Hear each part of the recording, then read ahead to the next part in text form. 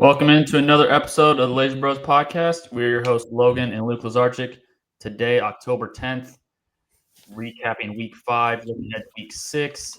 Week 5 was much better than week 4, I would have to say. Week 4 was not the best football. Week 6, there's quite a few blowouts in that early, afternoon slate. I feel like there's some blowouts. Miami Panthers was an interesting game. Surprisingly, that was probably the most interesting game of the 12 o'clock slate. But yeah, week 5 overall, I felt like was better overall football. There's, a shootout that we'll talk about later. And of course, we have the Thursday night breakdown from last night, which, not surprising that the Giants stuck around, but I was quite surprised that the Giants were able to take that much control and win the game pretty handily, especially second half. For you, was week 5 a better week than week 4? And I know predictions-wise, I was pretty much middle of the road this past week. I don't know about you, though. Now, I had a weird week 5 where I did really good on spread and bad in money line because I think I picked a lot of underdogs to cover but not win, and then they won. I thought week 5 was good. I mean, you started off with Rams-Niners. That was great. Mac Jones. There's some Patriots-Bills was good. Chiefs-Jags, if you're taking away the fact that, sad for us Chiefs fans. It's still an overall good game. Then you had a couple more in there. Craziness with Titans-Cardinals, Broncos-Eagles. And I think week 6 got off to a great start with Giants-Philly. I mean, I thought Giants were going to cover. I thought it was going to be a close game. I thought it was going to be like right there, but then the Giants got hot, and then the Eagles kind of took the lead. I was like, oh, the Eagles are now going to, they're probably just going to win. Giants aren't going to cover now. And then, Cam Scatterbo, Jackson Dart. It's awesome. I think the Giants are so fun now, and they don't even have Malik Neighbors, which honestly I think could be better for Jackson Dart in his first year, oddly enough. I mean, you obviously want that connection to grow and develop. I think it would have been fine having Williams there, and he's number one. He's a clear number one. I mean, I feel like any rookie receiver needs that bona fide number one receiver. But yeah, I also thought that the Giants would cover last night. It was a 7-point spread, I believe, which I thought was just way too many points, especially the way Eagles are playing right now on the road. Jackson Dart now 2-0, and we won't go too much because we'll talk about that a little later. But now 2-0 at home. In his first 3 starts. So Giants' future definitely looks bright. They're now 2-4. But let's get into the week 5 and let's talk about the Eagles game. Eagles in this one against the Broncos, they were up 17-3, kind of let the game go away. It's been the same problem with Eagles. They played one good half and then one bad half, and they really aren't that consistent. They went away from the run game in this one, as they did last night as well. But Broncos, Bo Nix leads this team back from 17-3. They go for the 2-point conversion to go up 18-17, which, if you're going to play the Eagles, you might as well apply as much pressure on them offensively as possible because you have to make them prove that they can go drive down the field. And that's what the Broncos did. And, Jalen Hurts was sacked 6 times in this game. And really, the formula to beat the Eagles is really just try to win first and second down and make it third and medium, third and long, and force them to beat you. Because it's pretty predictable, their offense, and then once you get them third and long, they're not really going to execute and, convert on those long third downs. Yeah, they have a serious problem in terms of if they're not protecting Hurts on early downs or he's getting sacked on third downs. He got sacked, I think, on multiple third downs against Denver, a couple last night. I think that, I'm probably going to talk more about the Broncos since we've already kind of talked about the Eagles and made a little more. But I think for Broncos, this was a huge win for them. I think it's not necessary, but they really needed to find a way to get back going because they kept kind of screwing up a little bit here and there. Bo Nix kept missing deep balls, and he wasn't good to start the game or in the third quarter. But I think that fourth quarter was huge for him.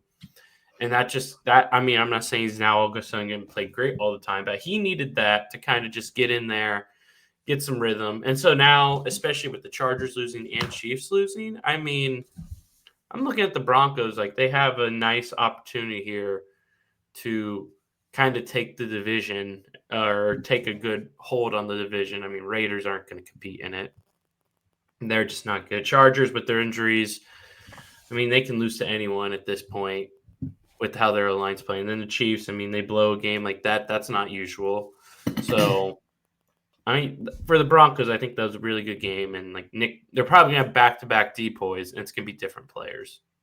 Yeah, so as you mentioned, the first 3 quarters for Bo Nix, he was 15 of 29, which is barely over 50%. And then the fourth quarter, he was 9 of 10. So the fourth quarter really saved his statistical day. But, They won the game. You give them credit for coming back on the road against Philly. But Denver, for me, they're still a hard team for me to gauge. Cortland Sutton, 99 yards. The next highest receiver had 35 yards. I still am not in love with their passing game. I still don't know what I'm getting from Bo Nix, each Sunday. I mean, the deep ball is just not connecting right now. And he's kind of just not accurate right now when he's throwing down the field. He completed 61% of his passes. He finished that. But as I said, he was 50% the first 3 quarters. And if they want to win this division, which they can, but if they want to, he needs to be playing better, more consistently throughout the season. Because they still play the Chiefs twice. You still have the Chargers another time, even though Chargers may be more healthy by the time those two teams play again. But if you want to win this division, it starts with Bo Nix. He needs to start playing a little bit better. They have the rest of the roster. Mm-hmm. I do think I would like to see them add maybe another receiver, not like a marquee receiver, but I don't know. The receivers, I'm just not totally in love with. I mean, Troy Franklin was your number 2. Evan Ingram's been pretty pedestrian this year, and RJ Harvey's kind of sprinkling in receptions. So it's really Cortland Sutton or nothing in the passing game. Yeah, I just don't know because, obviously, the A.J. Brown stuff, that's a conversation. But I don't really know where else you go get a receiver. I really have to, look at it, really go team by team and find a team who has someone. Maybe it's a team who falls. I think they could. I mean, I thought Franklin was going to be a little better. I thought that Pat Bryant was going to be a little better. He hasn't really done anything. I think Harvey and Dobbins work well together. Yeah, I would agree. If they get another receiver, kind of vet type of guy, but he doesn't need to be a super old guy. This name has popped up to my head, and I don't know if it entirely makes sense, but Darnell Mooney. And I know he's dealt with injuries, but he's kind of been not phased out of the offense, but struggled to get on the field. I don't hasn't really made an impact. Darnell Mooney. And if they slip, like you said, it takes the team to kind of slip where they trade Darnell Mooney. I don't think it's relatively realistic, but I mean, there's always more surprising things that happen during the trade deadline and all that. Rashid Shaheed. I've liked Rashid Shaheed for multiple years now. I've tried to get to trade for him in Dynasty. I've liked him. Caught a big touchdown. He's a deep threat. I think he's on pace. His last 11 games, 900 something yards. I think I saw that. I may be wrong. Would you be against going after Olave? Because I think he's on final year of his rookie deal. Olave, though, is probably costing a lot. Rashid Shaheed is definitely – they're both. That's where the Saints are interesting because let's say because I don't think they should beat the Giants. I think they got kind of lucky. Let's say they falter in their top 5 pick. It's going to be interesting what they do with those 2 receivers week 9 if that's trade deadline. If they trade one of them, trade both of them, keep them both because they're both free agents, I believe. But that's the type of guy, Rashid Shaheed, who I think he's a 2. And I think he'd be a very nice 2. And he's maybe fast enough where Bo Nix keeps overthrowing. Maybe he's going to catch up to a couple of those. Do you want to touch on the Eagles in this one, or do we just want to focus on their game Thursday night? Probably more on Thursday night. I think that was honestly more telling.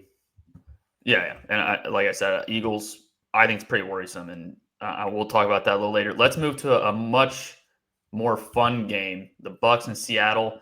This game was basically the Ohio State receiver battle, the quarterback bargain contract battle between Baker Mayfield and Sam Darnold. I mean, really, this game really came down to the tipped interception at the end of the game when Sam Darnold threw it and got tipped and deflected for interception. But both quarterbacks, stellar. This is the first game where a quarterback from both teams completed at least 80% of their passes. It was an absolute battle between those two. And, I mean, Emeka Egbuka, I think he's a clear number 1 now. 7 catches on 7 targets for 163 yards and a touchdown. Jay Asen on the other end, 8 receptions for 132 yards and a touchdown. Those two are easily the bona fide number 1 receivers for their team. And to be honest, Seattle, I had Seattle as a borderline playoff team before the season when we made our predictions, and I'm kind of kicking myself for not sticking with my guts and I had them initially as a 7th seed, and I swapped them with Minnesota, which I kind of feel dumb for. But Darnold, 28 for 34, 341 and 4, and also the pick, and then Baker Mayfield, 29 of 33 for 379 and 2. So I thought both quarterbacks stellar in this one. Seattle, they have some banged up or injuries on their back end, but you have to right now Baker Mayfield is probably a top 2 MVP favorite right now. I mean, I would put him at number 1. If let's just say he's not favored, but I'd put him through 5 weeks, he's the MVP in my opinion. I mean, he's great. I mean, he's top 10 guy solidified now. I mean, he has This is my boy this week, Tez Johnson. That's my boy this week. I may play him in fantasy. I'm in an interesting spot. It's Egbuka, nobody else. There's no Godwin now.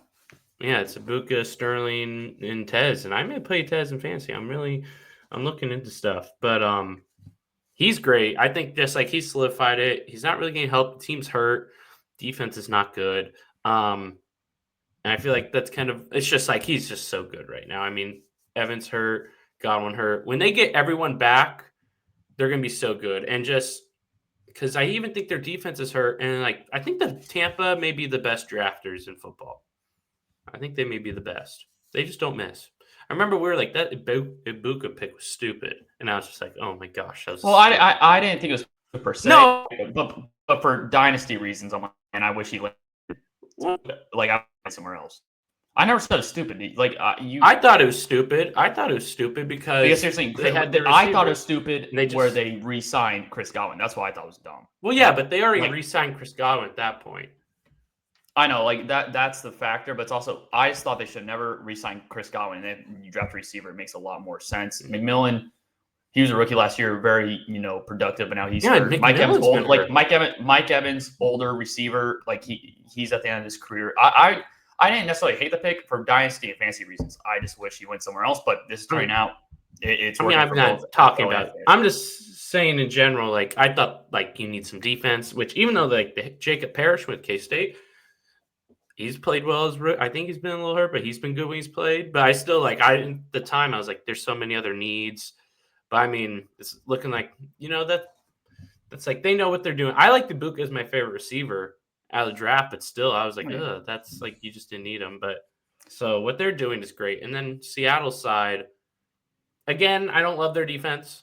I think everyone's loving it. It's an okay defense. It's a good defense. It's not. I mean, it was injured. It was injured last. It wasn't okay, but so was Tampa. Tampa's injured, and Tampa dropped 38, and it's like okay, they're injured, but so is Tampa. It's Sterling Shepard. But I never compared Tampa and Seattle's defense. But making it sound is that I'm not comparing the defenses, but it's when you're saying, oh, Seattle's hurt, so is Tampa's offense. Okay, but we know. Tampa is for sure. Everybody knows it's not a good defense. Seattle, there's been arguments. No, I'm not talking about Tampa's defense at all. And I'm not Tampa's either. Offense. My statement was, but my statement was not to compare the defenses. My statement was just. I never compared the defenses. Okay, I never said you compared. Okay, but when you said Tampa's hurt too, that wasn't my point of saying. No, I'm talking about Tampa's offense is hurt. Tampa's offense is hurt. Well, you said their defense was hurt as well. But nevertheless. Their offense is hurt, so I don't give Seattle excuses. Well, they lost a couple secondary players, but yeah, they don't have like this great pass rush or anything. They stopped the run, but okay, it's Rachaad White. I mean, Darnold's proven me. I didn't think he was going to be that good. He's been really good. I thought he was kind of like I thought he was a starter, but nothing special. But I don't know where I'd rank. There's no point trying to rank him. They upgraded him. I think they upgraded quarterback and paid.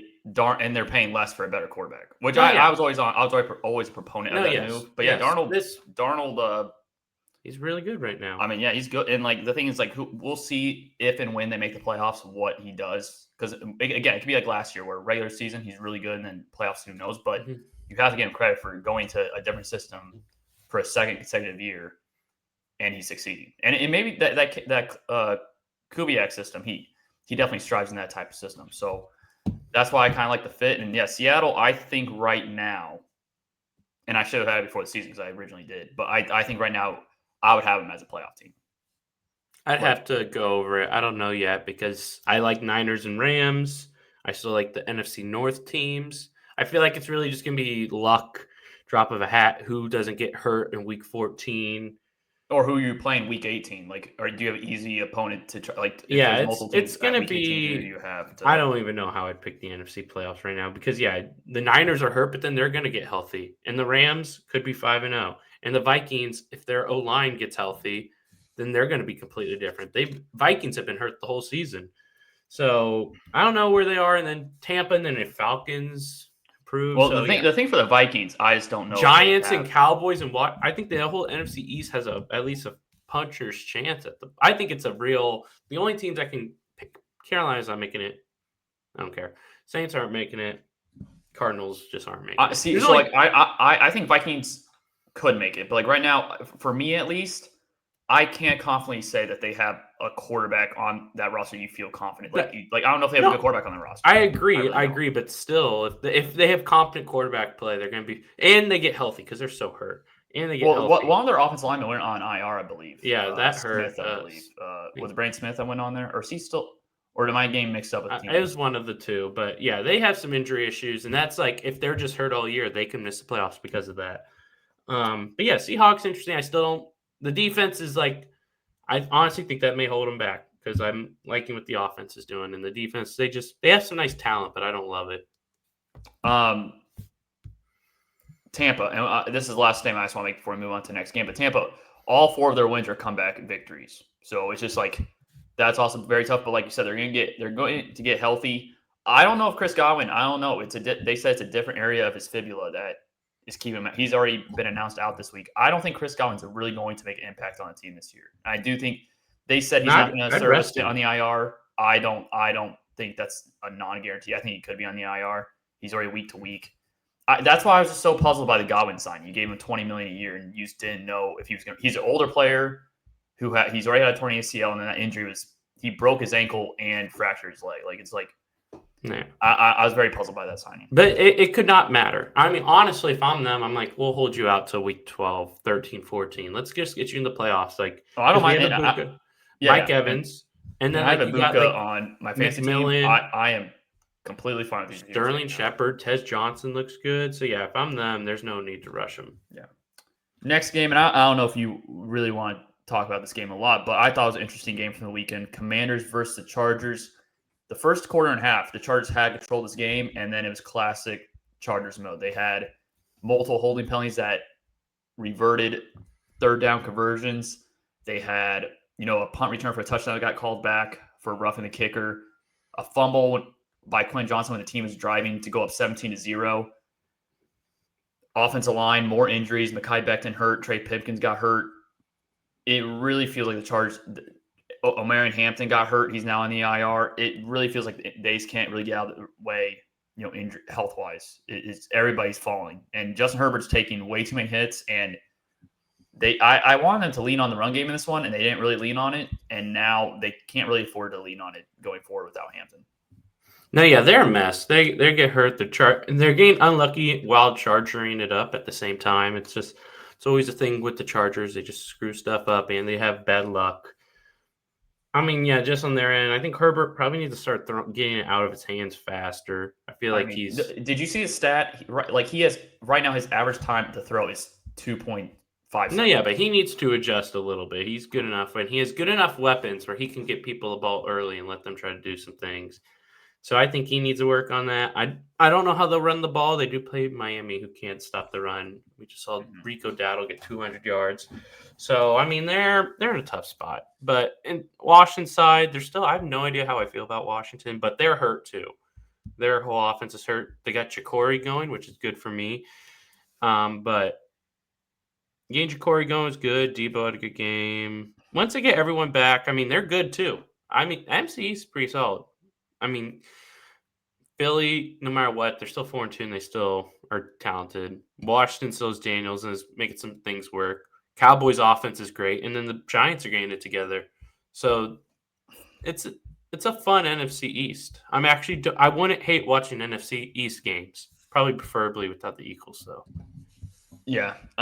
Commanders, they're a weird team, like you said. They're not fully healthy. I still don't like that defense. The Chargers' offensive line made that pass rush look really good.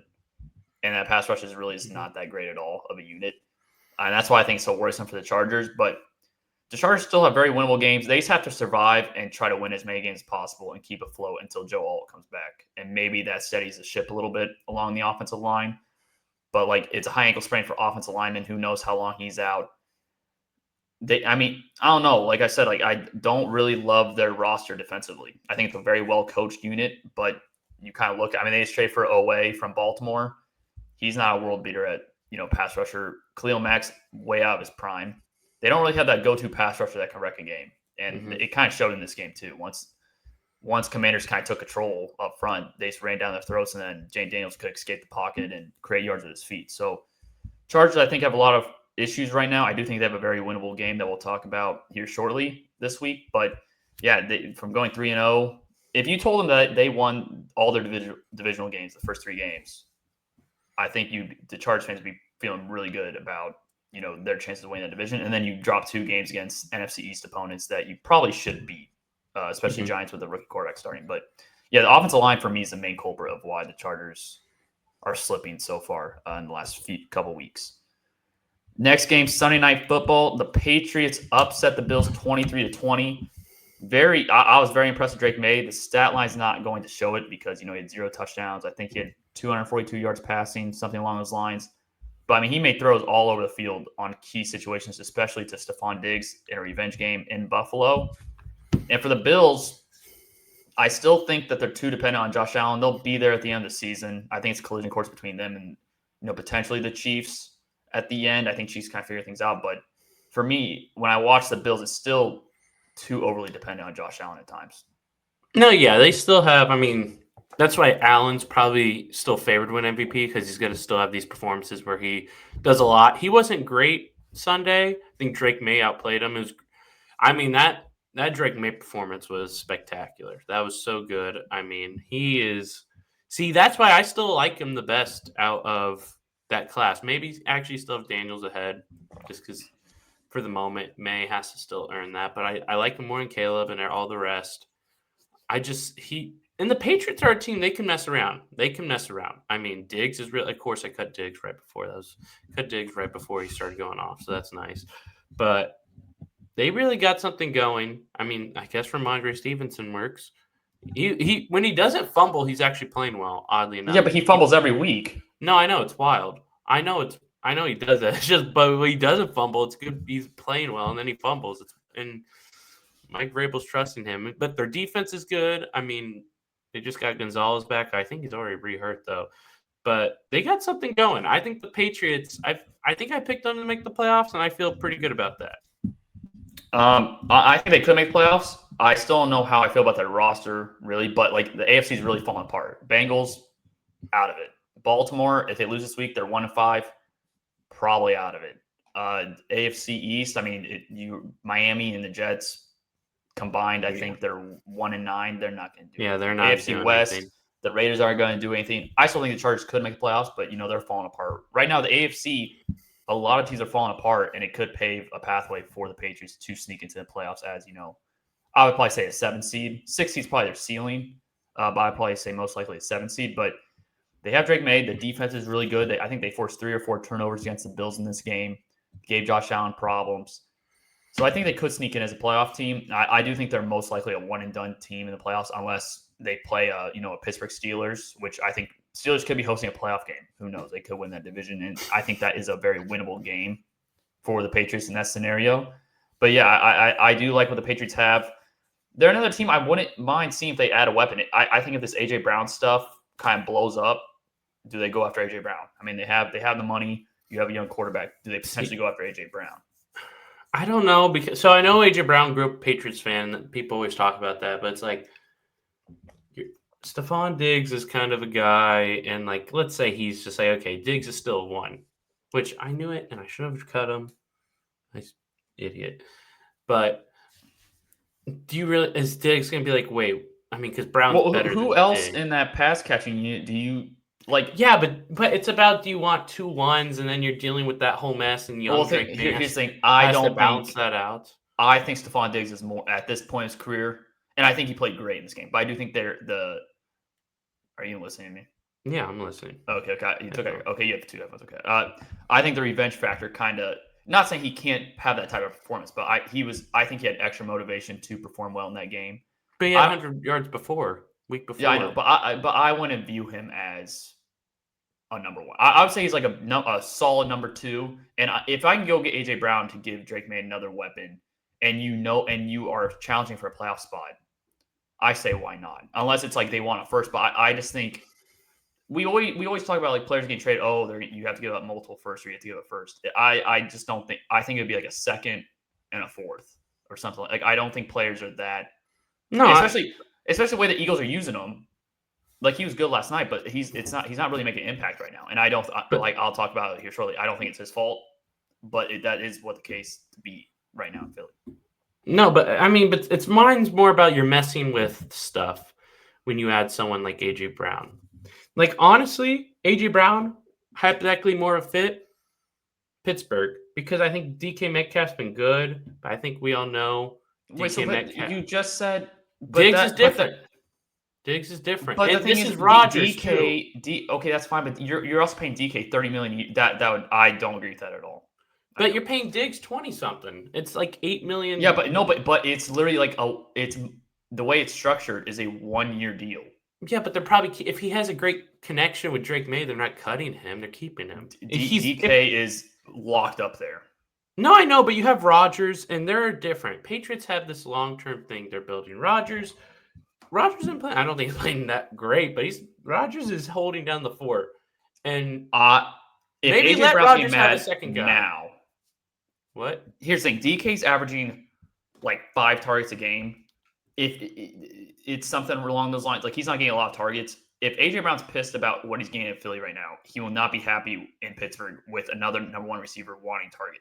For me, that's an utter disaster. I think it's a little different though when the quarterback's name is Aaron Rodgers. I think that's different because like no matter what you want to say about Aaron Rodgers, there's just ultimate respect. Can Pittsburgh even afford that type? They're already paying. I don't know. I'm just saying TJ Watt. They're already paying DK. I'm just saying a hypothetical. But I don't think I like it better than Patriots because Patriots you have a young quarterback and then you'd have him with 2 guys who have been divas and now he has to balance 2 of them. I'd rather have someone like Aaron Rodgers balance them, who he's experienced. He's played in this league a while. I think he'd be much better at it. I'm just compared to the Patriots. I don't like him for the Patriots at all. Just because if Diggs wasn't playing well, that's different. And maybe if Diggs falls off right away, sure. But if Diggs is playing well, then it's for 2 weeks. Yeah, but like he's coming off and not playing. Who do they play against before the Bills? I'm forgetting who it was. Okay, they played Carolina, but that's but the point. He was hurt. He didn't come in, so maybe he just this is why I shouldn't have cut him. I should have thought about this. He needed a few games to get back into it, and then he looks great back-to-back games. So he could be really good the rest of the year. I mean, I don't think he's been keeping his pace of posting 100-yard games. Well, yeah, but 100-yard games, obviously no one's keeping that pace up because that's like 1,700, 1,800 yards if you're doing like 112 yards. So unless he falls off, I'm not doing it. And I don't think that's like out. I think the Bills is a better fit. Josh Allen that's a good fit. Even though I don't think Eagles would trade to Super Bowl contender. Though that's a good fit. That's a really good fit. I'm a genius. That's so smart. The last game we'll talk about, this is pretty painful. Chiefs they don't lose these type of games. They're up 14-0, really at control. The offense really looks like it's back, and it's still not at full strength. But that defense can't get any pass rush unless they send the house on blitzes, which leaves vacated spaces all over the field for receivers. Brian Thomas Jr. had pretty much his first good game of the year in this one because he had that more space. Travis Hunter made a few really good plays. Trevor Lawrence, I don't think Trevor Lawrence was even that great. He did some Trevor Lawrence things where his head-scratching decisions. He fell twice on the game-winning touchdown. For me, I'm not going to fully panic about the Chiefs. At least for me, I'm not like freaking out about the Chiefs still because I think once Rashee Rice comes back, things will get figured out. The Chiefs always figure things out, so until they don't, I'm not going to doubt them. We've seen this for 7 years. We've seen this multiple times. In 2021, they were 2-3, and they still managed to host AFC Championship game. Now, that year they went 12-5. 12-5 probably won't get you the 1 seed this year, but I'm still not overly worried about the Chiefs. I do think that they have to figure out the pass rush. Yes. And they have to get a running back. I think the offensive line has been vastly upgraded from last year. Protection's better. You can tell Mahomes trusts where his feet are. He's not panicking in the pocket like he was last year. He trusts the guys up front. But for me, it's a pass rush and the running game for the Chiefs. And I thought the running game actually in this game running game was good. Bad. I think the Chiefs kind of went away from that when they shouldn't have. Mm-hmm. So for me with the Chiefs, I'm not that concerned. I was concerned when we're 0-2 and the Rashee Rice shirt stuff. Like the vibes got me. Like I was scared of the vibes. Vibes are kind of okay now. They're still not the best, but the offense can be good. I'm not concerned about the offense. I will say I don't think Chiefs win the division. I just think they're going to be a little too much of a hole. But that doesn't concern me. No, but I think that, I don't want to spoil my picks, but I think that so I wouldn't take them to win the division. I wouldn't take them to win the division. But I also think the Chiefs don't need to win the division to make a run. I don't think that's necessary. It's the Chiefs, their experience. The pass rush is terrible. Now I got my boy back here. It's sad. I mean, he didn't run on that last play. That was sad to see. And this is like I brought it up a lot, and Logan the entire time bringing it up. But the Karlaftis contract, I just did not like because the dude does not beat a single person off the snap. He doesn't. He doesn't beat anyone. He's a really good hustle defensive end. He gets a hustle sacks. It's high motor. But if we don't sign McDuffie because we paid Karlaftis $20+ million. That's bad. That's bad. I don't care how you slice it, dice it. I don't care if he gets 12 sacks because maybe 2 of them will be real high quality sacks. He's a good player, but he's just nothing special. And I think they overpaid him. But he's not doing anything. I think he may have got half a sack in this game, and it probably wasn't for his. It's just a hustle, and you respect the hustle. But he's not doing much. I think what really messed the Chiefs up in their pass rush was drafting Felix Anudike-Uzomah. Like, I think their plan was you have Karlaftis and you have this other guy, both high motor players, and he's just not going to work. I know, yeah, but okay, I put no, I know. In the back, but FAU's not even worth discussion anymore. That multiple years ago, I don't even care. No, but I'm just bringing them up because they probably in their head thought, okay, we have 2 solid pass rushers, and now I think you have 1 solid pass rusher, and you're hoping that a few young guys kind of come along and produce for them. Yeah, and Chris Jones I don't really know what the Chiefs do in terms of getting a pass rusher. You're not going to Trey Hendrickson. The Bengals won't trade him to the Chiefs. The Chiefs, I don't think, quite frankly, can even afford that type of contract and what you're going to have to give up. He's an older player. You're going to have to pay. Like, I don't think Chiefs are going to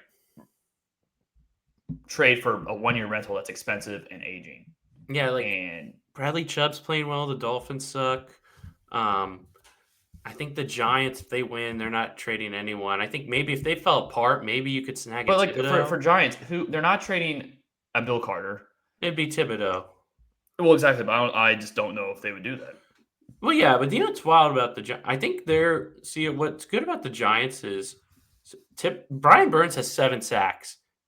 Thibodeau has 2.5. I don't even know how many Carter has. I'm trying to find. He has half a sack, and Lawrence has 0. But it's like such a team. And they've been behind a lot. Like, they only have 12 sacks this year. They're not getting a ton, but the pressure's still there. But so that would be like if they fell apart, maybe you can get Thibodeau because you 2nd round pick for Thibodeau. But I mean, Bradley Chubb, I don't even know who else. Someone has to suck. I mean, it's not like the Bears, but they don't suck per se. It's not like I want Chase Young on the Saints or. Don't they have another pass rusher, Granderson? Yeah, Granderson's not bad. He has 4.5 sacks. Maybe Carl Granderson is a future Chief, but they need to add someone because Chris Jones is not the best D tackle in football anymore. And, there's some stuff Chris Jones every once in a while like, what are you doing? And so that's my main. And also, I think the Jags are frauds. Yeah, I was just going to say, let's shift to Jaguars. They're 4-1 now. They're tied for the AFC South division lead. I think their defense I think it's somewhat legit. I think this is the first formidable opponent they played, and they gave up 28 points. But if they're going to keep creating turnovers, their new defensive coordinator, if every year defenses are kind of fluky because 1 year you'll force a bunch of turnovers, and the next year you won't. But maybe this year the Jaguars just force a bunch of turnovers, but that's not going to be sustainable like for next year. So maybe this is just an outlier year where they force a bunch of turnovers. And if they do that, if you continue to give your offense short fields, which I don't think the offense is that good, I think it's, Travis Etienne's the engine. You're not going to trust Trevor Lawrence. But Liam Cohen, he's proven to be a really good head coach, changed the culture. They have more of an edge about them. But I still don't trust Jaguars. Now, if they go 1-1 these next 2 weeks against Seattle and the Rams, I'm not going to say like, oh, they're Super Bowl contenders and all that. But I do think you could say legitimately that they could be a team in the playoffs that you don't want to face. But like I get what you're saying. I would probably lean on the fraudulent side. It depends. These next 2 weeks, I think, will be telling of where they stand. They have 10 picks this year. They're on pace for 34 interceptions, and like 4 of them are touchdowns. I don't think they're gonna end up like 6-11, but I don't think they're making the playoffs. They are not. What's their schedule? And I know you don't like schedule watching and all that. schedule watching, you can do it more as the season progresses because you learn more, but I still love it. I mean, here's the thing. They face Seattle Rams. I don't want to spoil my pick again, but let's say you lose both of those. Just go to your – just keep reading down the schedule. No, but I don't want to just read it because that's what I don't like doing. But you face Seattle Rams, then you have the bye, and then – so then you're 4-3, and then you have the Raiders. And then that's a must win. Have you seen Geno Smith? He'll probably give him. Yeah, but I think Geno Smith. Yeah, but the Raiders, I think, are a team who's capable of beating the Jaguars. They should have beat. I don't think the Bears are great, but they should have beat the Bears. The other week, I mean, they got killed by the Colts. But then you face Houston. That's a divisional game. Chargers, they could be better at that time. Cardinals, who cares? Tennessee, Cam Ward, I still think could beat them. But then you face Colts, Jets, Denver, Colts. Then you have possibly a tough end. I don't know. They're a team who any team could beat them. If you told me, I agree with that. But there's multiple. So you read Titans, you read the Jets, you read the Cardinals, you read what was another team you read? Titans twice, Raiders. Okay, Houston. Those are all those aren't. I wouldn't pencil those in as wins, but those are all very winnable games. And I agree. But I would agree that they're fraudulent, but I'm not going to say they should be scared of the Raiders. Geno Smith. I'm not saying scare the Raiders. I'm saying for a team that is pretty dependable on creating turnovers and getting interceptions, Geno Smith will provide that for you. Oh, yeah, but that's one game, and maybe if you don't do it that game, then you're just screwed. If you're not getting turnovers off the Raiders that specific game for whatever reason. But Raiders aren't good defensively either. I know, I don't think they are, but it's not like the Chiefs have any pass rush. I don't like the Jags that much. I still don't think they make the playoffs. Okay, I agree where you're coming from. I just think you're kind of some of these games you're talking about. These you mentioned the Jets. Jets are 0-5. If that's no, I know. I didn't say anything about the Jets beating. No, you said Colts, Jets, Colts. That's part of. Yeah, because they faced Colts twice in Denver in a 4-week span late. You get Titans twice, Jets, Cardinals. Those could all be top 10 picks in the draft, and you could still lose to them. And that's the thing. My point is not. I don't feel confident in them. I just don't. I think they're very lucky right now. So if you were to say the range of wins they get, I think they get 7-9. So you think they could potentially win 3 more games on the year?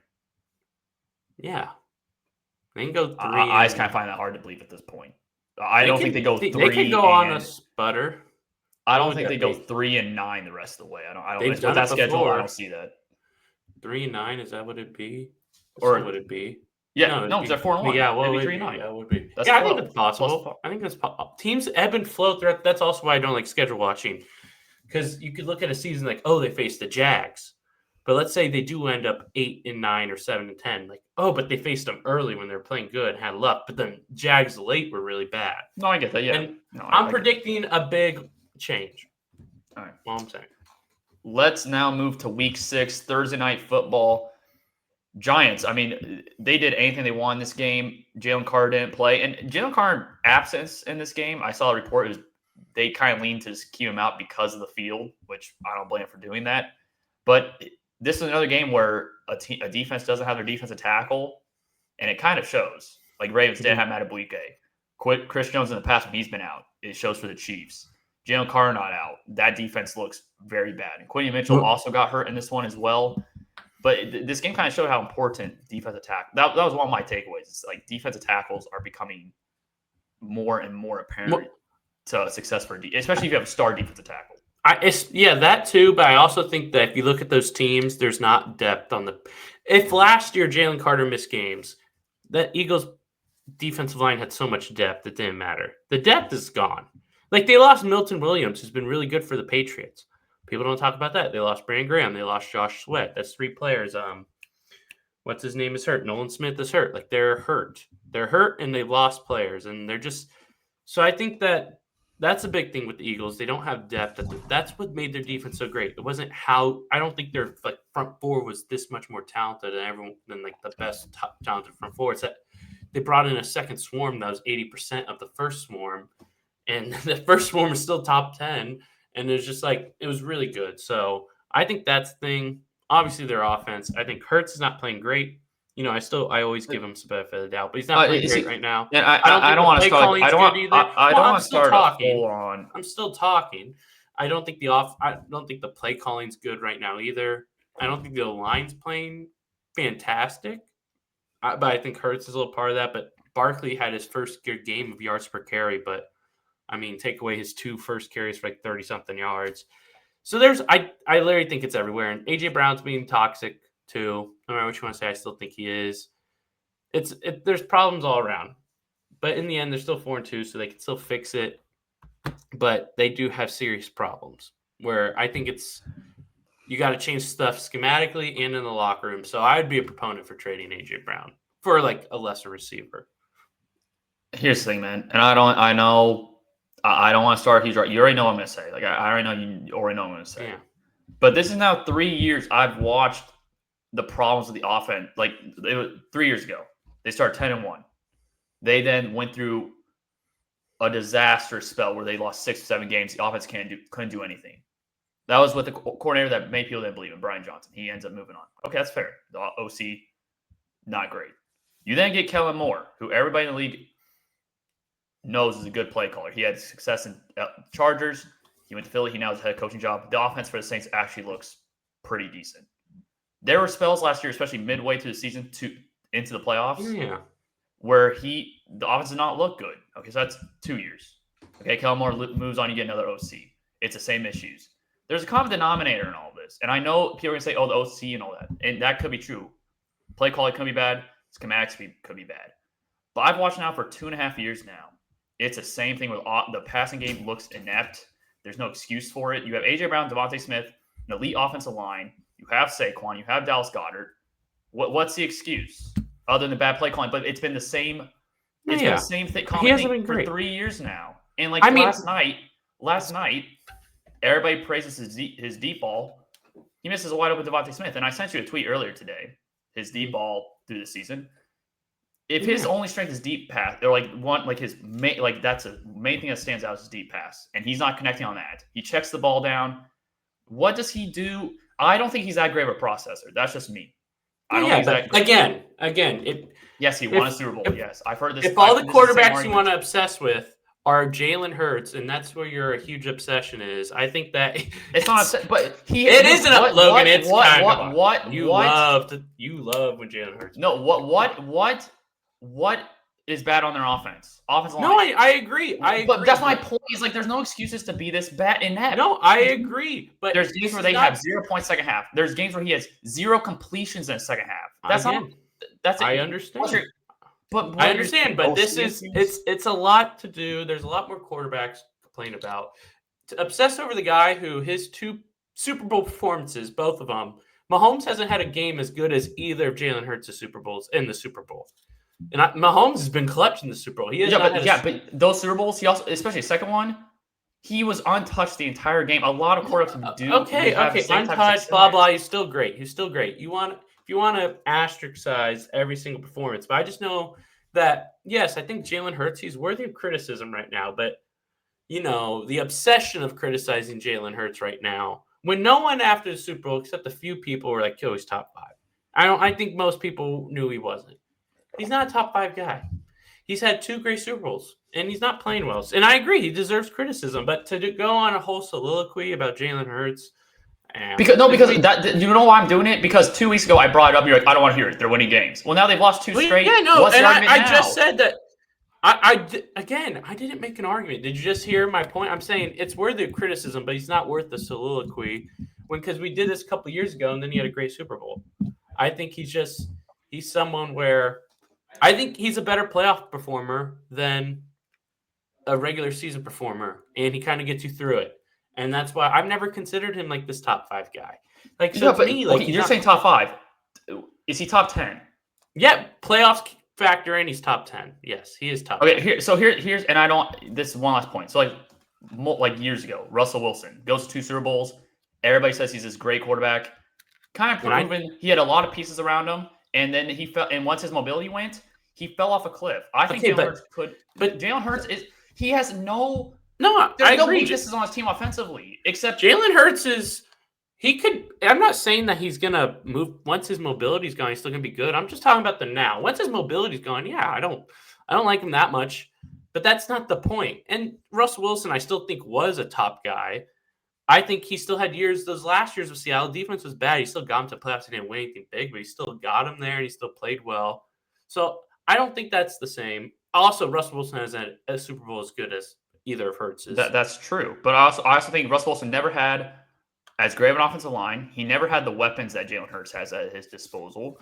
And really, when I watch Russell Wilson, like I would take, like I don't know where you stand, but like if I was just taking Russell Wilson's prime and Jalen Hurts' prime, I think it's a non like I think it's Russell Wilson by a landslide. No, yeah, but Russell Wilson I think was a top 5 guy at the time. No, but I think like for another thing, and we've talked about this before, but like velocity, that's a bit like Jalen Hurts, and I brought up a point a couple years ago we talked about, but he throws with no velocity. The out route he threw for interception, 1, he left it inside. 2, he had AJ Brown wide open against cover 0, and 3, there was no speed on it.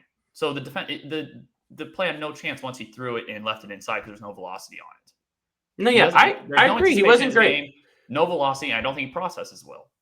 And I think for a quarterback, what's the weak link offensively for the again? I think that I'd say play calling.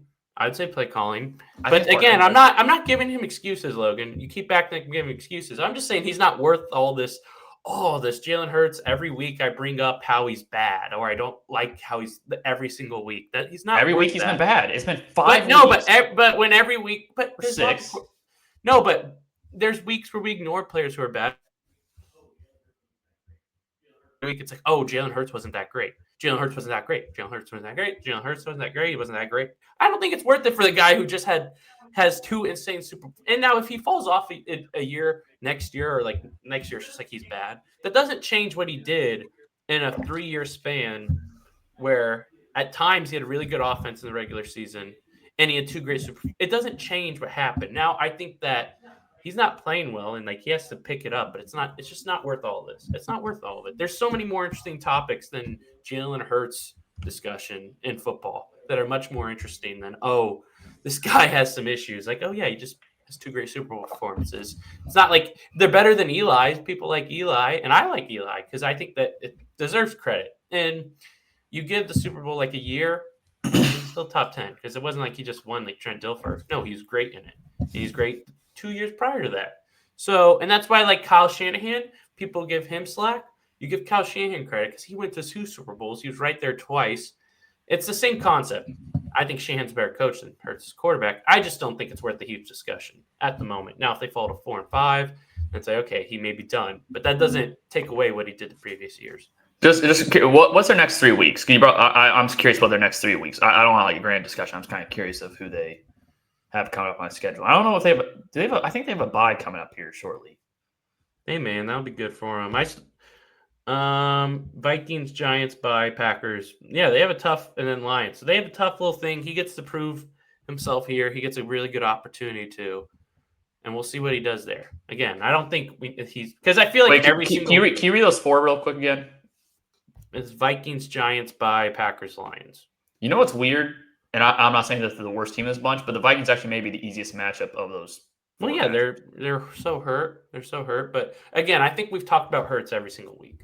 And now, if we didn't talk about him for a while and talk about this week, that's different. But this is like the 6th straight week we talked about the quarterback who had a great Super Bowl.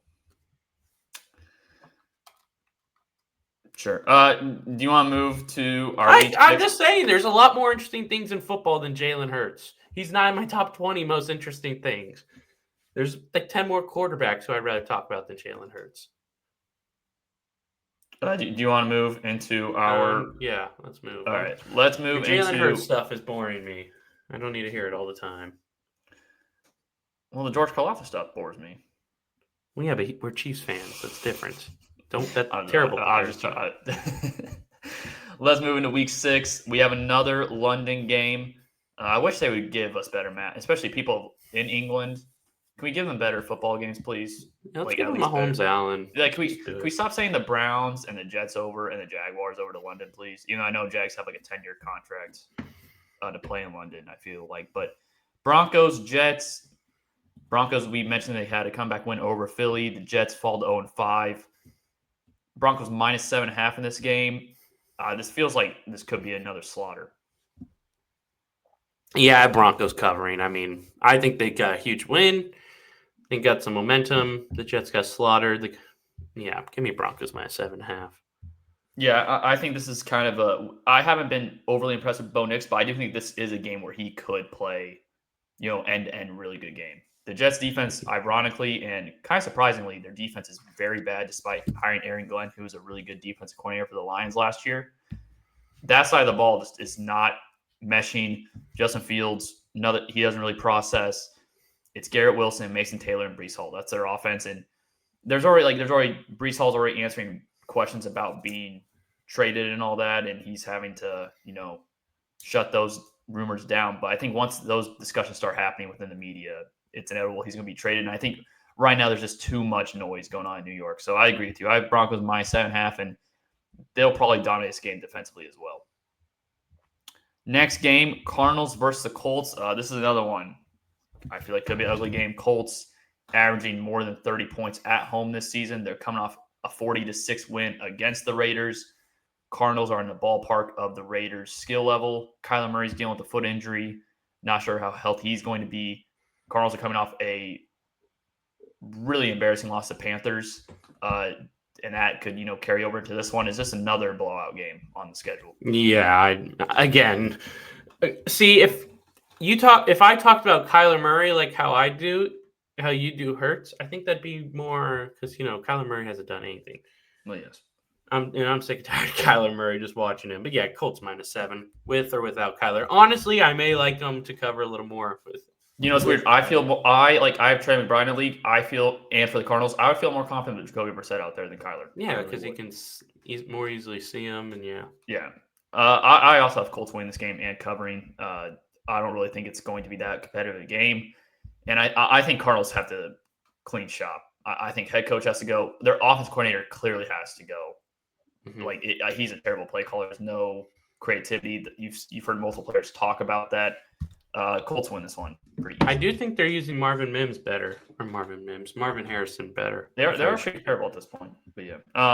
No, where's Marvin? It was a joke. It was a joke. Well, I don't know. Maybe if he was playing bad, it would have been funny.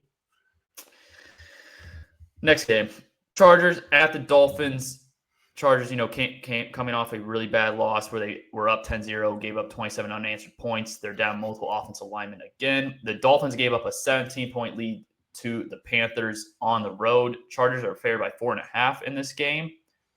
Is that too many points for a road favorite who's as banged up as the Chargers are? And Quinn Johnson is also questioned. He's listed as questionable in this game. I really if it was 3.5, I'd feel a lot better. Just at 4.5, I just don't like it.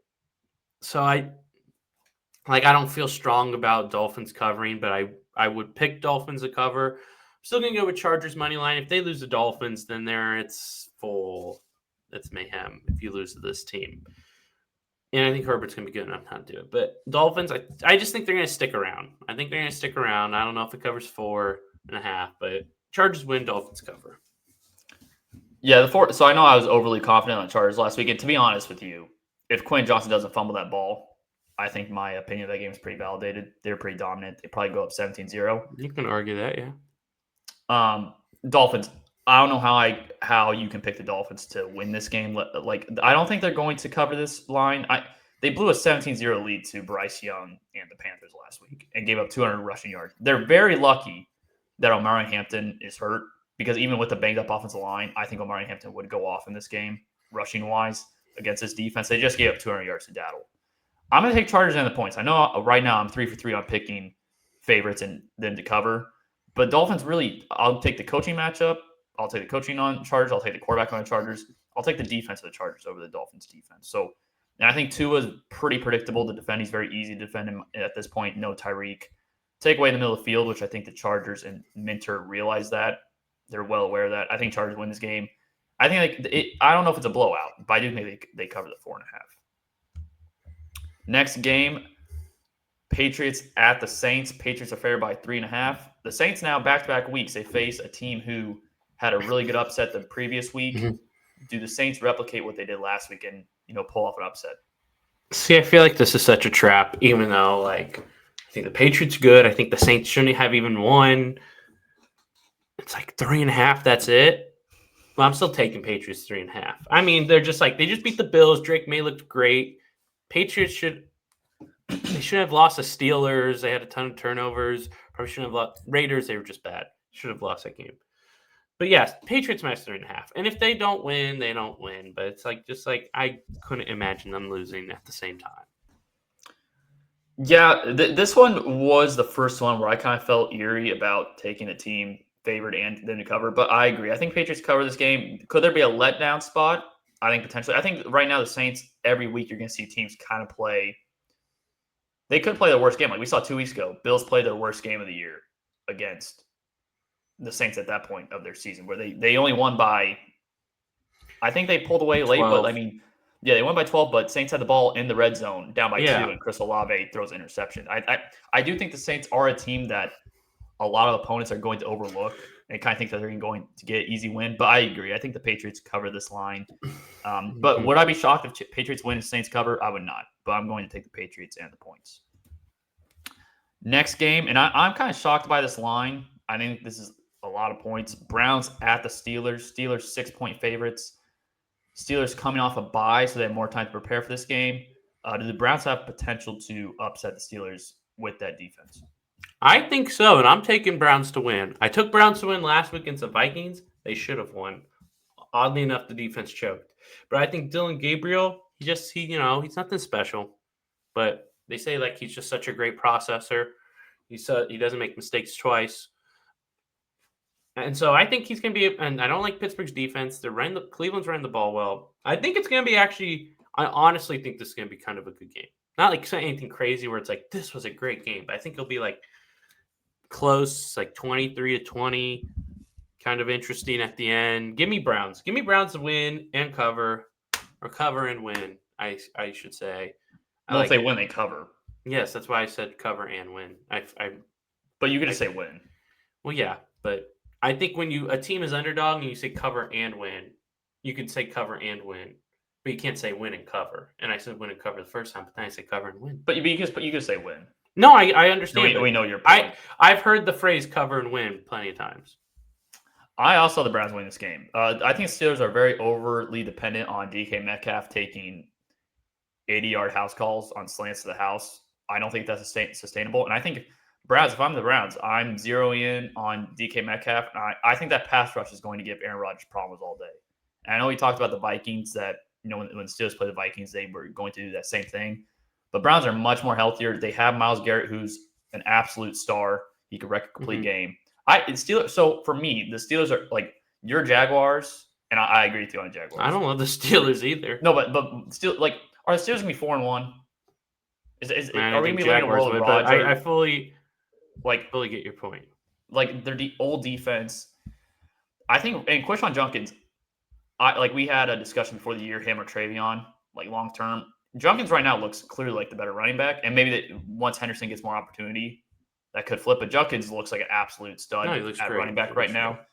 I think Browns win this game with their defense and with the run game. And I don't agree with you. If Browns win this game, it's not going to be a fun game because I think it's going to be a defensive kind of slugfest in that if that happens. Cowboys at the Panthers, revenge game for Rico Dowdle. No Chuba Hubbard in this one. Cowboys favored by 3. Cowboys had basically a similar matchup last week against the Jets where they weren't favored by a lot, which was kind of puzzling to me. I thought that was a pretty easy bet to make. Are they in the same situation this week, and do you see them playing like they did last week? See, I think Panthers are going to move the ball solidly. I think that they'll move the ball because Jets move the ball still. But in the end, Dak, we're talking about Baker MVP. If Dak would have won that Packers game somehow, if that ball takes point, see, this is why I like conversations like this. If that ball takes 0.1 second longer for Jordan Love to get out of his hands, Cowboys are 3-2. And we're talking about them completely differently, even with their bad defense. But then looking at how are they that much different than the Bucs? The Bucs are the exact same thing. Bucs are better, but it's still very similar. So yeah, I just don't see Dak losing to the Panthers. I like what I'm seeing from Dak. Pickens looks good. It looks like they figured that out. It's gonna be interesting when CD comes back. Javonte looks good. So yeah, I got Cowboys -3. Yeah, I'll take Cowboys -3. I do think the difference for me between them and the Bucks, just a side note, I do think the Bucks have beat much better competition. And I know the Packers game, Cowboys could have easily won, but they've beaten the Jets, tied against the Packers, and I'm trying to think what their other win was. I believe it was against another pretty lowly opponent. Giants. But yeah, and Giants at that point had Russell They Wilson. did drop 40 on the Giants, which is impressive. No, yeah, but like Giants also don't really have a strong set. That's the Giants' downfall defensively is their secondary. Yeah. But yeah, like you barely beat Russell Wilson.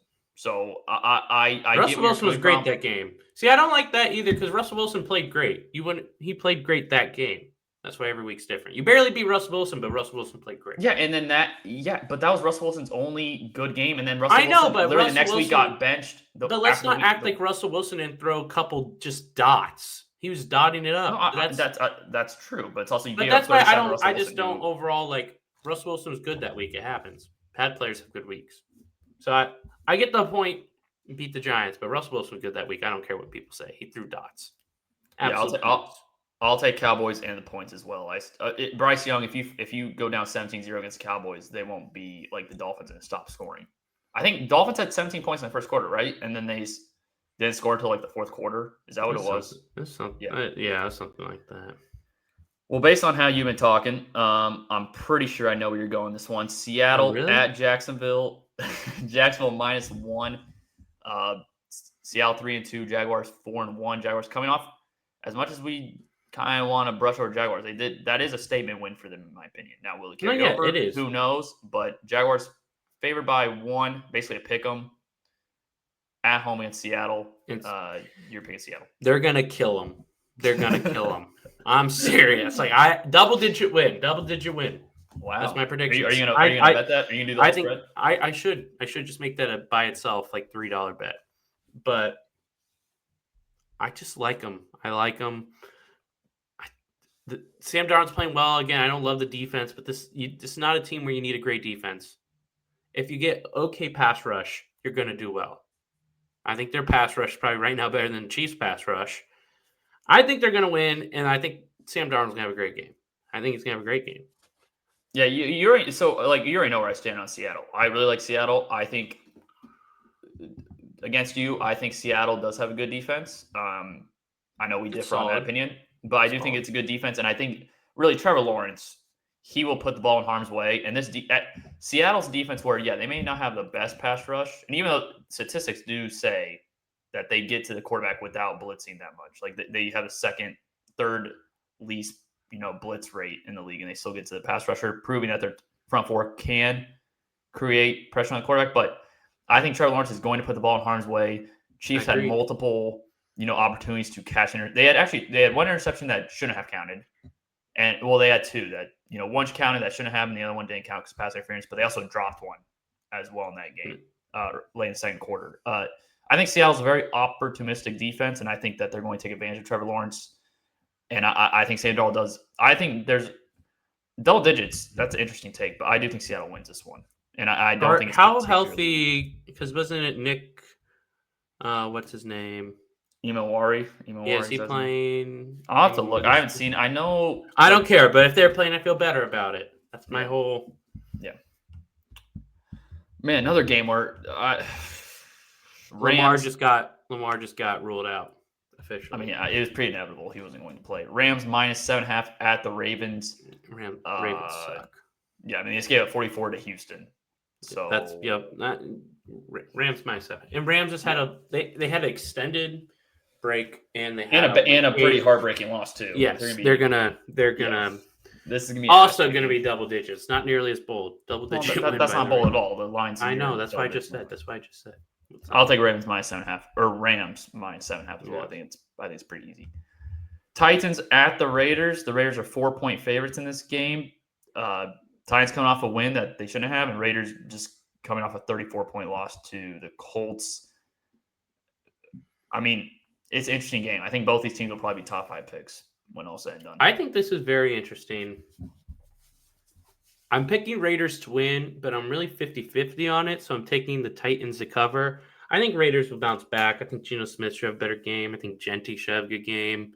But I think it was good for Cam Ward to have like a big moment finally. He has so much working against him. But so I like Raiders to win. I still think the offense. I know they don't have Bowers, but I think they'll figure some stuff out. Not everything, because I still have Titans covering. But yeah, I have Raiders winning and Titans covering as well. Raiders, I don't know what they do well. They don't run the ball well because they don't run block well. Their defense out of Max Crosby is non-existent. Geno Smith is terrible, just flat out. Like, he's not good. And he's getting paid north of $40 million a year. I don't think Pete Carroll's that good of a coach either. I think those two additions have been overrated vastly. But I'm going to take Raiders to win this one. I think Max Crosby is going to be the difference maker in this game. And Tennessee, I still think they were very lucky and played one of the biggest boneheaded teams in the league last year. I do think Raiders are more competent than Arizona at this point. I think it really comes down to their poor quarterback play of why they've been so bad. Man, Bengals at the Packers. Packers 14.5-point favorites. There's really a lot of just ugly games. I really don't have any interest in watching this weekend. Agreed. I think we both know the money line we're taking. Question is, are you taking the Bengals to cover, or do the Packers just outright blow the Bengals out? Packers have had a long rest, and they're probably pissed. They're definitely pissed. They're pissed. And Joe Flacco, they've already lost. We've seen him once, but he did nothing. And I think Joe Flacco is done. It's not like a couple years ago he had issues, but I still think he had something. I think he's just done. I think Packers slaughter him. Yeah, I'm going to take Packers to win. But your first point that you made, the Packers are pissed and all that, that's what the thought process was again when they came off the loss against Cleveland, against Dallas. And, they also I think there's other things, like the other things. Yeah, but I do have Packers winning this game. I am going to say Bengals cover. I do think this is going to be a classic backdoor cover. Doesn't mean the game will be close, but I could see it'd be like a 20-point game and Bengals put some garbage time points up in Jamar Chase and T. Higgins. So I'll take Bengals to cover. I don't feel very confident in that, but I just don't think Packers blow them out. I think it'll be a comfortable win nonetheless. Very interesting game. Finally, we had about a 3-4 game stretch, which I didn't really care about. 49ers versus the Bucs in Tampa Bay. The Bucs are -3. No Chris Godwin, no Bucky Irving, no Mike Evans. 49ers, I haven't seen their injury report. I don't expect Ricky Pearsall to play in this one. Yeah. I think Jawan Jennings practices a little bit this week, but there's still no Brandon Ayuk, no George Kittle. Really a game between two pretty injured teams. Yeah, they're both hurt, but again, and Mac Jones has been good. But Baker is playing like one of the best quarterbacks in football. And so it's kind of similar situations. I got to take the Bucs. Even though the Niners had that great win, and that's super impressive. And I was really happy that they did it. I like Mac Jones. I'm happy he's gained this time to shine. But yeah, I got to take the Bucs -3. Yeah, Baker Mayfield feels pretty inevitable right now. I don't know how you can pick against him, and he's winning all these, close games to begin with. Mm-hmm. I'm still not entirely in love with the 49ers. I know they won a really good game last week against the Rams. I'm very worried about Christian McCaffrey's usage and how much of a toll that's going to take on him throughout the season. I'm just not picking against Baker Mayfield right now. I did it last week. I'm not doing this week. He won in a very hostile environment last week. He's at home this week. For me, I don't see the Bucs really losing this game. Of course they could, but I just don't really see it with 49ers being less than 100%. If Niners win, I think Kyle Shanahan has to be favored coach of the year. I'm trying to think of other. I mean, there's Shane Steichen. There's, I guess, Liam Cohen's in there. There's a couple others. Who else? Because someone was favored. I'm like, oh yeah, that makes sense. I don't know. I'm checking. I'm just gonna go on to the next one. I'm gonna look. All right. Okay, Sunday Night Football. Chiefs versus the Lions. The Chiefs are at home in this one, favored by 2.5. I think Amon-Ra has no injury designation. He had a wrist, ailment throughout the week. Mm-hmm. Do the Chiefs bounce back? Do they get back to 3-3 and kind of, have some positivity with Rashee Rice coming back in Week 7? Just before that, Shane Steichen's +260, Cohen's +370, then Shanahan's +650. Then it's Vrabel, Dan Campbell, Ben Johnson, Harbaugh. Yeah. So I know the Lions really hurt. Like, I think I saw McNeil's not playing. They're out multiple secondary players. They're out multiple secondary players. But the problem for me is just I think Chiefs offense will do well. I think this will be a very, very, very good game offensively. If Goff has time, he's going to cook you. If you give him time, and he's going to cook you. And we're going to give him a lot of time. Now, so I got to take Lions plus 2.5. Now, honestly, I'm not betting. I wouldn't bet against the Chiefs, but also I wouldn't just bet this game in general, even if I wasn't a Chiefs fan, because I still think Chiefs are going to score a lot. I need to look at the over real quick, but it's probably there's high 40s. It may be in the 50s. There's no pass rush on the Chiefs side, and unless Chris Jones can lock in and have a vintage performance, which he hasn't had one in ages. I just don't see it. Well, I could see it happening, but I have to pick Lions. I'm going to take the Chiefs in this one. I have them barely covering the 2.5. I think they could win this game by 3 points. I do think Jared Goff very good when he's not pressured. And I did see a stat yesterday. 53 is the over-under. What is 53? 53. Okay. I saw a stat yesterday. The Chiefs have, since 2023, they have faced 5 teams who have averaged 30 or more points per game. And in those games, the Chiefs are 5-0 and have won by an average of 9.5 points per game. Now, I don't think that they're going to win by that margin, but I do like the Chiefs defense at home is what they play much differently than in the road. Obviously, energy of the fans. I do think they're going to find ways to create pressure on Jared Goff. He's not going if you do like get into a gap and beat, get through the offensive line. He's not going to be someone who escapes the pocket and makes a play. So I do think the Chiefs will have more success of finding pressure on Jared Goff than you think. Not to say that they're going to do it consistently, but I do think on key situations they will find ways to create pressure on Jared Goff, who's pretty immobile, doesn't really offer much when the play breaks down. I think the Chiefs win this one. I'm going to give a score prediction. I'll say 27-24. That's my prediction for this game. If you pick Chiefs, I think you have to bet the under. I don't think Chiefs win a game if Lions score north of 35 points or north of 33 points or something like that. Once again, we have 2 Monday night games, and they're both an hour apart, and both these games, in my opinion, are actually intriguing. But they still don't want them both on Monday night. I understand. Bills at the Falcons. Falcons coming off a bye. The Bills coming off a hard loss against the Patriots. Bills are favored by 4.5. This does feel like a prime bounce back spot for the Bills, but do they cover that spread?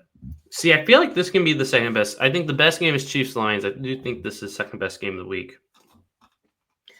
I think Bills win, but I think Falcons off the bye. I think they compete, but I think it's more like they stick around, but they're not like taking the lead. And then I just think they somehow get to that 4 and under by the end. So again, I don't love the 4.5. It's not one I would bet, but I have Bills winning. Yeah, I have Bills winning as well. I have Falcons covering. Bills defense is very susceptible to any type of, like, if you can run the ball, if you throw the ball. I do think Michael Penix does enough in this one. Bijan Robinson, I think, has a really good game in this one. I don't think anybody on Bills could really defend Drake London, especially when he's operating from the slot. He's virtually unstoppable. I think the Falcons stick around this one, but I do think Bills in the end find a way to win the game. So I think Bills bounce back, but I do think Falcons could provide a scare for Buffalo. Last game that we'll talk about, Bears at the Commanders. Commanders favored by 4.5. No Terry McLaurin in this game. Bears, as we well know, don't really have the players in the secondary, with Jalen Johnson out for the foreseeable future. I do believe they get back Kyler Gordon, who he's not great, but they do get him back, I believe. And we saw these two teams play last year. Bears should have won. They coughed that game up at the very end due to coaching and, players just not paying attention. Do the Bears have any shot at winning this game? Yeah, I think this is going to be a good game. That's what makes me mad. Like, if it was Bears Commanders during the 3 o'clock, like that adds a 3 o'clock game. But now I have to balance this garbage. Yeah. And it really makes me mad. But I do like Bears to cover, but I still have Commanders winning because I still don't fully trust the Bears. I mean, they should have lost to the Raiders. So even if they win, I don't feel good about the Bears as a team because I don't think Commanders are that good either. But I do have Commanders winning, squeaking by. Bears plus 4.5. Yeah, this game's very interesting because Bears coming off a bye, extra time to prepare. I don't really love what I've seen from Commanders this year. Jane Daniels, I think, is playing at less than 100%. I think Commanders are going to win this game, though, but I'm going to take the Bears to cover the 4.5. I don't really trust the Commanders fully to – and I know they beat the Chargers, but I do think, different games, of course, different week. I think we're going to see a really good game from both quarterbacks. I think Commanders defense doesn't really offer much that scares you as a play caller and as an opposing quarterback. If Caleb Williams could continue to play a bit consistent, he's been kind of up and down, but this is kind of like the week. If they win this game, I'm not saying they're going to go on a run or anything, but I do think this could be a very monumental win for the Bears if they find a way to beat the Commanders. So I think it's going to be a stepping stone for the Bears, but I do think the Commanders find the edge and win, but I have Bears covering. So yeah, I think most of these picks we pretty much agreed on. I think we had differences on spreads. I think there may have been a few. I don't know if we actually had a money line difference. I think Chiefs Lions is a difference. I picked Browns as well. Yes. I think Chiefs I think you have Lions. I have Chiefs. Yeah, I think there's not a lot of differences between us two. It's just mostly do we have the same spreads or not. But yeah, I think it's a straightforward week. Till next time, make sure to subscribe to the channel, like the video, listen to wherever you listen to podcasts, and we'll be back next week with our Week 6 recap and predictions for Week 7. Peace.